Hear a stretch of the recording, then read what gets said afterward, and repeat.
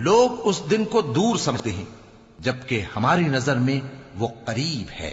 جس دن آسمان ایسا ہو جائے گا جیسے پگھلا ہوا تانبا، اور پہاڑ ایسے جیسے رنگین اون، اور کوئی دوست کسی دوست کو نہ پوچھے گا حالانکہ ایک دوسرے کو سامنے دیکھ رہے ہوں گے۔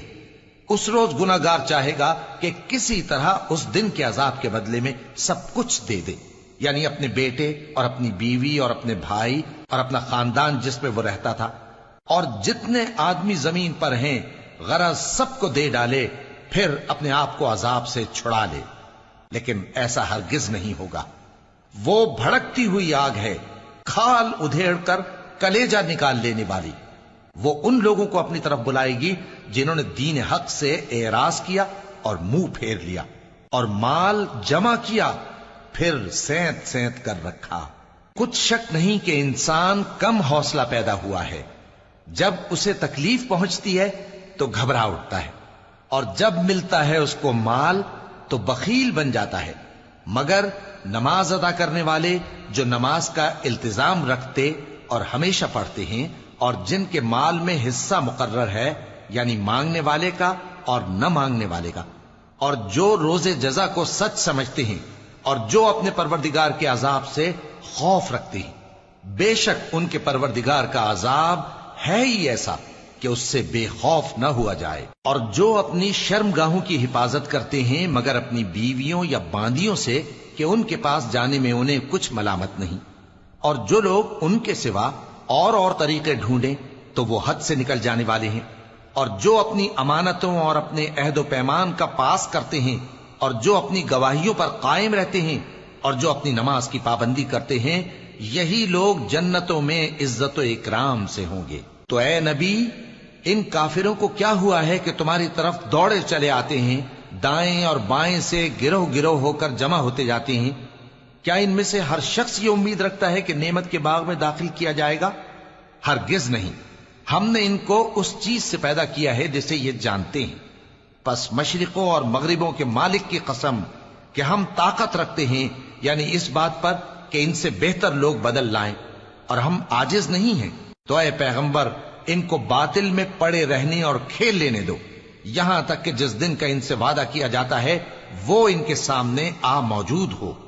اس دن یہ قبروں سے نکل کر اس طرح دوڑیں گے جیسے کسی مقابلے کے نشان کی طرف دوڑے جا رہے ہوں۔ ان کی آنکھیں جھک رہی ہوں گی اور ذلت ان پر چھا رہی ہوگی۔ یہی وہ دن ہے جس کا ان سے وعدہ کیا جاتا تھا۔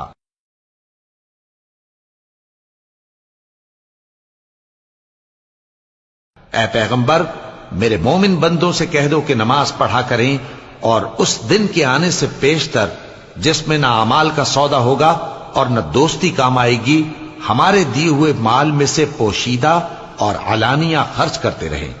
اللہ ہی تو ہے جس نے آسمانوں اور زمین کو پیدا کیا اور آسمان سے مے برسایا، پھر اس سے تمہارے کھانے کے لیے پھل پیدا کیے، اور کشتیوں اور جہازوں کو تمہارے زیر فرمان کیا تاکہ وہ سمندر میں اس کے حکم سے چلیں، اور نہروں کو بھی تمہارے زیر فرمان کیا، اور سورج اور چاند کو تمہارے لیے کام میں لگا دیا کہ دونوں دن رات ایک ڈگر پر چل رہے ہیں، اور رات اور دن کو بھی تمہاری خاطر کام میں لگا دیا، اور جو کچھ تم نے مانگا سب میں سے تم کو عنایت کیا، اور اگر اللہ کے احسان گننے لگو تو شمار نہ کر سکو، مگر لوگ نعمتوں کا شکر نہیں کرتے۔ کچھ شک نہیں کہ انسان بڑا بے انصاف ہے، ناشکرا ہے۔ اور جب ابراہیم نے دعا کی کہ اے میرے پروردگار، اس شہر کو لوگوں کے لیے امن کی جگہ بنا دے، اور مجھے اور میری اولاد کو اس بات سے کہ بتوں کی پرستش کرنے لگیں بچائے رکھیو۔